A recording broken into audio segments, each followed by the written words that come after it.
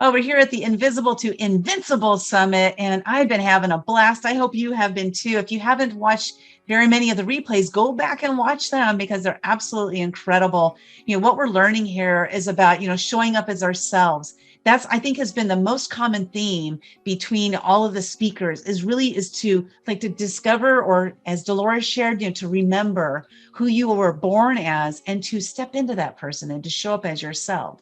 And so our next speaker is, Legend Thurman. And I met Legend.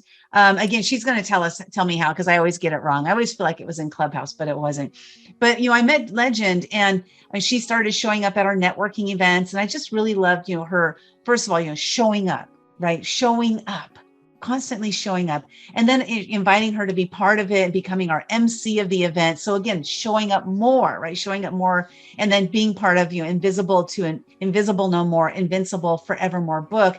And I just love her message and what she's all about. She's, younger than I am, much younger than I am. And I love how at her young age that she's really discovered her passion, her drive, and her desire, and she's following that passion. So Legend, I really admire you for what you're doing. And I'm just going to hand you the stage. Her topic is, who am I? Who am I? Legend, who are you? Why don't you share? I Am Legend.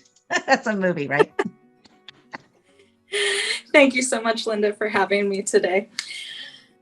So first of all, I'm going to begin. For everyone listening, you're going to need a pen and pencil and some paper. Don't worry, I'm not going to ask you to share your answers if you don't want to, but just a little bit of a thinking exercise as we go on. Workaholic, teacher's pet, goody two-shoes, pathetic, people pleaser, Catholic, obese. All those words I just listed, they seem to have a negative tone set to them, and that's because they are. I call those words labels. Other people may refer to them as descriptions, or just words they've heard in conversation. How we describe someone, something, a situation, how we're feeling.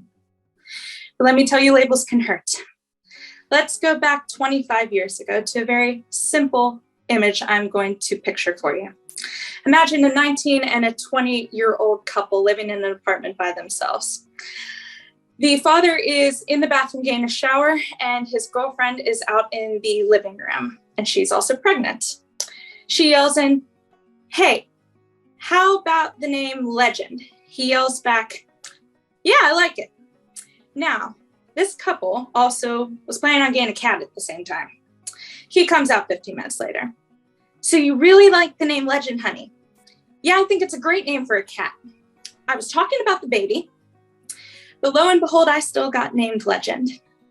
Now, Legend is a very unique name. Trust me, I know, because Facebook won't even allow me to use it as my first name profile. But that being said, in terms of expectations and what the name can be for someone in terms of who they are, what they're going to do with their lives, it can carry a lot of weight. Just because someone carries something well doesn't mean it's not heavy. So here am I now, 25 years later. And my life began very much like several others before me. And that's how my book chapter starts as well. I grew up in a small suburban town, but was raised by other members of my family because unfortunately my biological birth parents could not take on that responsibility. And this far into the future, I don't blame them anymore. But through some experiences that I had in terms of my situation, in the environment I was placed, and all the different chapters of life I have gone through, it has shaped me who I am today, but also taught me several valuable lessons, and some that I hope to share with you today.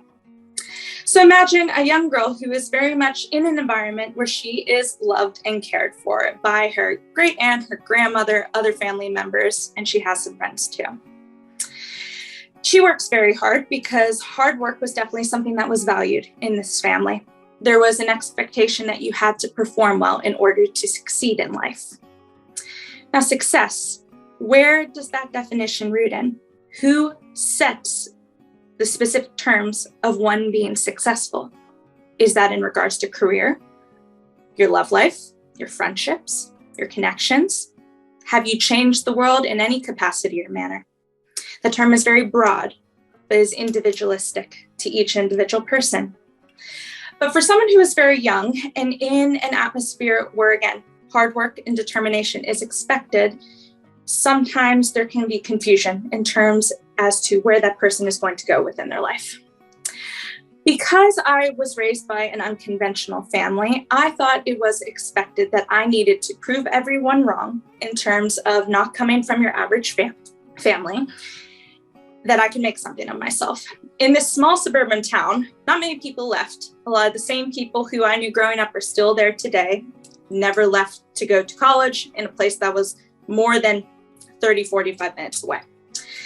But here I am wanting to go further, wanting to eventually become a veterinarian, go to school in a big city, make a difference. And a lot of people thought that was strange. Now, on top of the aspirations for career and education, I never have been the image that society puts out for a young girl, someone who's even 25 to this age. I carry a fuller figure. I am definitely plus size. And for the longest time, that was somehow marked, deemed, or labeled up over my head as wrong, that something was wrong with me, that I never was going to succeed in life, find a loving partner, get into a good veterinary school, get a decent job. And that is also what instilled in me this ideal that I had to prove everybody wrong. So here I am, ignoring all the emotions and feelings I have suppressed, that I had an absent father and mother within my life, and some of the negative connotations they put on me. So in terms of my biological father, just to give you a little bit of context, he never showed up to parent-teacher conferences, always put me down in the few stages of my life where he went in and out, that I was musically inclined, wasn't playing a sport, was focusing on school. Kind of fits in with the whole hard work, determination, educational type of person, if you will. That never was enough for satisfactory in his term book. So I just suppressed all of that. Finally left my hometown, got into the Catholic University of America, worked even harder, but continued to suppress all these emotions and feelings that everyone had pointed fingers and labeled that my body image as well as my goals were wrong, undeserving, not worth something, that my worthiness was equal to my success, and my success was equal to what I was putting out in terms of my image. So I am going to ask you now to take your pen and piece of paper, and I'm going to list some questions for you or statements, and you can write down your answer in terms of how they applied to you. And if it'd be more comfortable for you to maybe think of an idol you look at, maybe you could write down those statements instead. Who are you? What are some positive attributes about yourself? What are some negative attributes that people have called you or have been said about you? Your culture, your religion, how old you are, your height, your weight, your clothing size, how you like to have fun, where are you on the Enneagram scale if you know it, your occupation, your salary, how many kids do you have? And the list goes on and on and on. But the funny thing is, those are all questions, and they all have answers to them because we all have unique individual answers to those questions. But I guess my question back to you is, who is the person that deems whether those answers are positive or negative? All those attributes I listed at the beginning, I said in a negative tone. But let me take one example for you. I said Catholic in a pretty negative tone. But I'm pretty proud to be a Catholic, and I can easily say it in a positive tone if I was talking to someone, hey, I'm Catholic or Christian in that way. So in terms of our approach and how we like to label ourselves is going to create our own authenticity, because what we seem to do in everyday life is let the opinions of others, society's labels, deem our success, where we're going to go in life, and our mindset in terms of how we're going to do it. Anyone who knows me knows I love quotes that I've extrapolated from books, movies, musicals, the Bible, you name it, and I have a lot of them. One of them I highlight in my book chapter that I'm going to share with you now by Charles Heston Cooley. I'm going to say it very slowly. I am not who I think I am. I am not who you think I am. I am who I think you think I am. And I'll say it again. I'm not who I think I am. I'm not who you think I am. I am who I think you think I am. And that all relates back to mindset. By the time I did get into veterinary school, I was one of those crazy people who, again, was trying to prove a point that I could get into veterinary school, applied to about 20 institutions. The credit card was hating me that summer for sure. I ended up getting into the Royal Veterinary College, which is the #1 veterinary school in the world. And I remember when I got over here on July 1st of 2018, I stood in my new flat, waiting as the first few months were about to come, thinking, Legend, what the hell have you gotten into? Not so much veterinary school as a whole, but how did I even think I had the audacity to move not only a state away, but across an ocean, across the pond, as we like to call it, to a whole new country, to go to veterinary school, to go to a very highly acclaimed veterinary school, to think I could survive. Because for so long, people were telling me that I couldn't, yet here I was. But I was terrified. My whole life, I tried to check off or tick off things on a list of how I could prove them wrong, make myself better, whether it was graduating with honors, doing another type of certification, getting involved with another organization or group, running clubs, volunteering, working a couple different jobs, constantly finding something else that could make me look worthy on paper and worthy in front of other people, feeling that I had to prove myself to even be in any sort of societal circle, whether it be personal or professional in this case. So by the time I had gotten to the stage that I had worked 18 plus years to get to, because for so long I was just working to get into veterinary school and prove everyone wrong, I didn't know what to do with myself. I felt powerless. I had all of these accomplishments and experiences down on paper. And don't get me wrong, I very much am an extroverted person who likes to be outgoing, involve herself in a lot of projects, jobs, etc. That definitely is a true fact. But as I kept completing these, I felt no sense of accomplishment. I felt that there was always something more I had to give, that I was giving and giving and giving till I had 0% left in my battery charge of my personal life, mentally, emotionally, even spiritually at that point. I had lost hope in humanity a little bit because I truly was wondering, isn't there anyone out there who can look at me and only see me, not my accomplishments? It shouldn't have mattered that I had done X, Y, Z to prove that I got into veterinary school, but I'm here now and I am who I am. Brene Brown is another person I like to learn a lot from, and she likes to talk about the difference between fitting in and belonging. Belonging is whenever you can connect with someone on a real level and it doesn't compromise their authenticity. And that is something I had to learn, and I'm still learning to this day. There's good days and there's bad days. But what I have learned is that settling is an option, but not a conscious choice. We can settle to take in all the opinions of the external sources around us, whether that is social media, television, our friends and family members at points. But that doesn't mean we have to listen. Just because someone labels you as something doesn't mean it's true. Your purpose is your power. And you have all of that power inside of you to accomplish anything you want to do. All you have to do is let it out. And it's finding it that sometimes is the hard part, because people tend to walk through life being repressed by all this negativity and the emotions and all of these scars, whether again, they're personal, professional, or wherever you got them. And they repress their true capacity to be powerful. But what we don't realize is we are powerful beyond measure.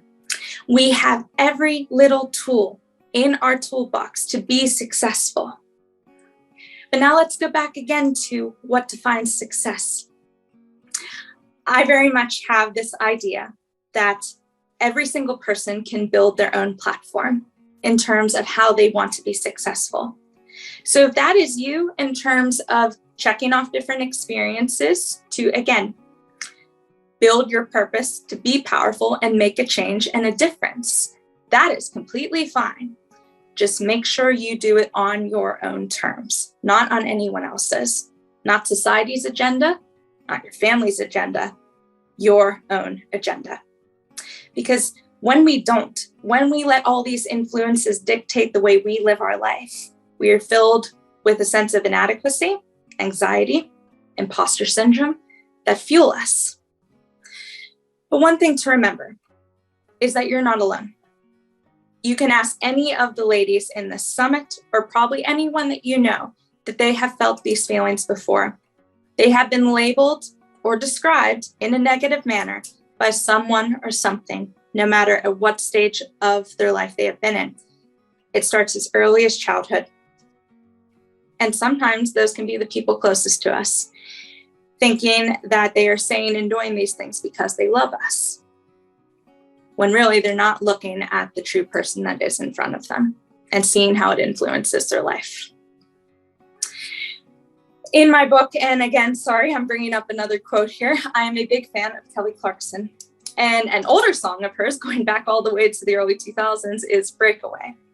So I challenge every single one of you in here today to spread your wings, learn how to fly, even though it's not easy to say goodbye. Take a risk, take a chance, make a change, and break away.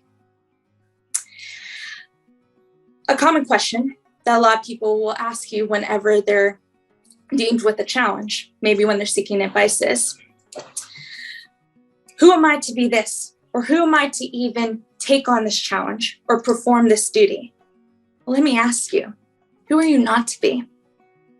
You have everything within your toolbox to be successful.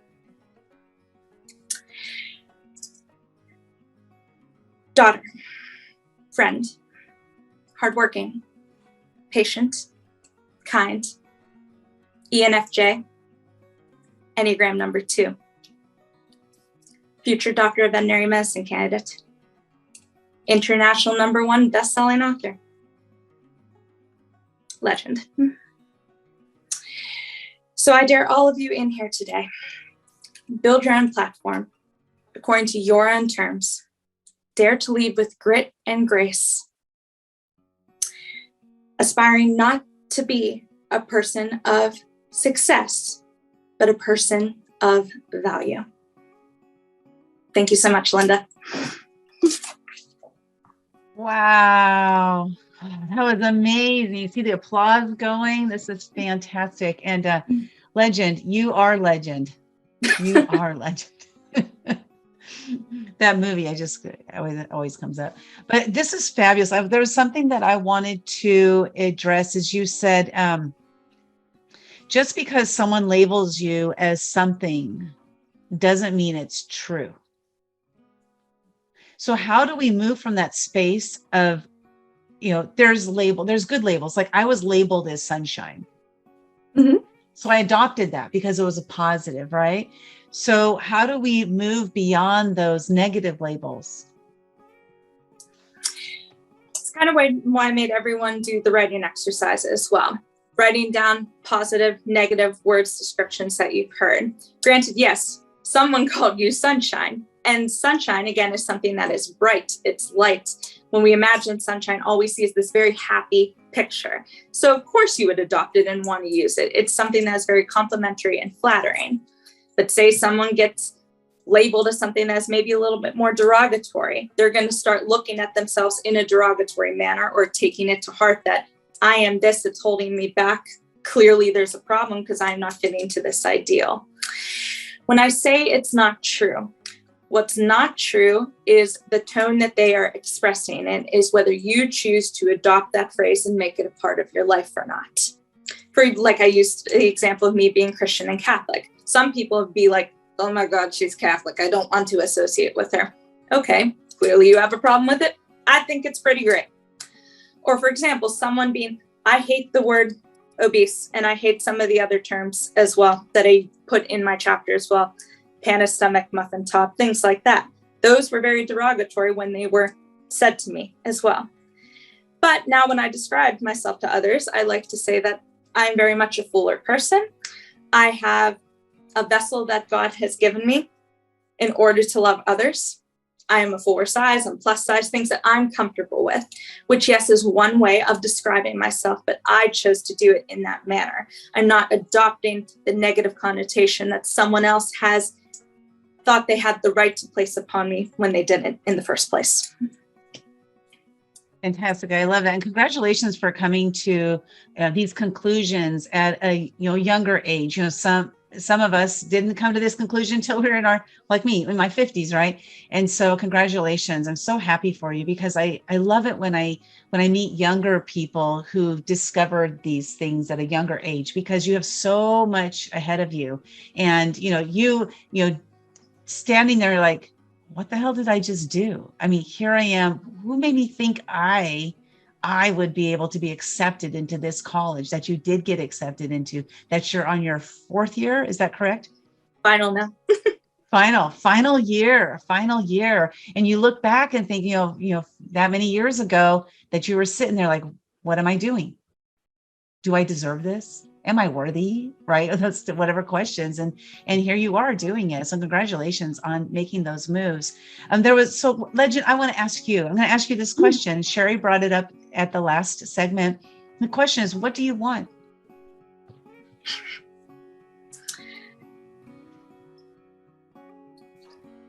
I want to live a life where I decide who I love, my success, my career, how I spend my time, whether it's personal, professional, play, or performing hard work, but on my own terms. Now, I have another question related to that. Those are fantastic. That's, it's fantastic, right? Mm-hmm. What do you want that may seem selfish to others?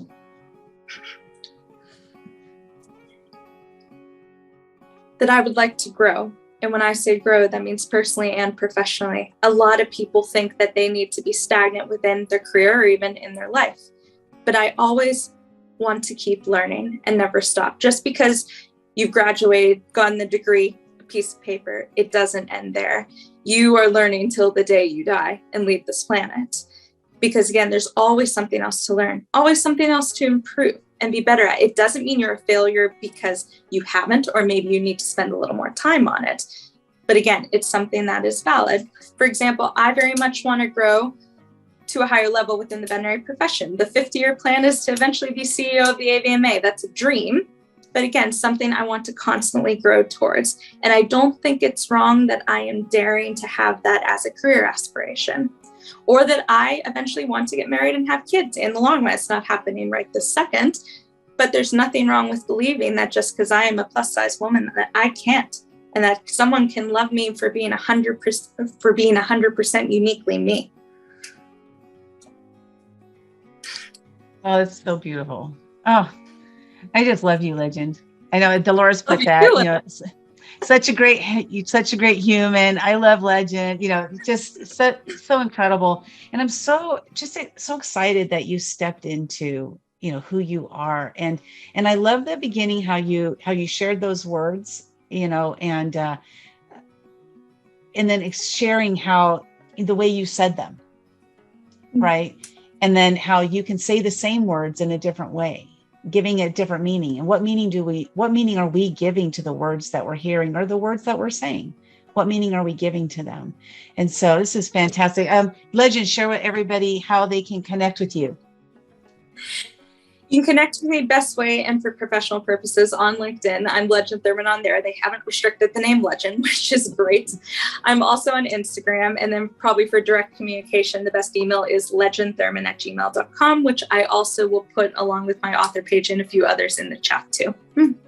Awesome. Well, thank you so much for being part of this and being part of my life, being part of the book, the summit, and then just everything else that we're doing in the future together. We have a book coming out called Action Takers with Healing Powers. We're looking for authors who want to participate in that book. I did forget to mention earlier that Sherry and I are working on Fabulous After 50, but Legend here, we're working on Action Takers with Healing Powers. So if you have healing powers and you want to be part of one of the books that we're working on, please go ahead and share that with us. And I'm going to put a link in the chat here to the books, how you can sign up to be in one of the books. We are offering 50% off during the summit. So it expires today at the end of today. So if you want to join that book, just share your story of how you discovered your healing powers and what you're doing today to utilize those healing powers, please join us in that book. Legend, thank you so much. Love you so much. And we'll see you soon at one of our future events. And everybody, please connect with Legend. Thanks, Linda.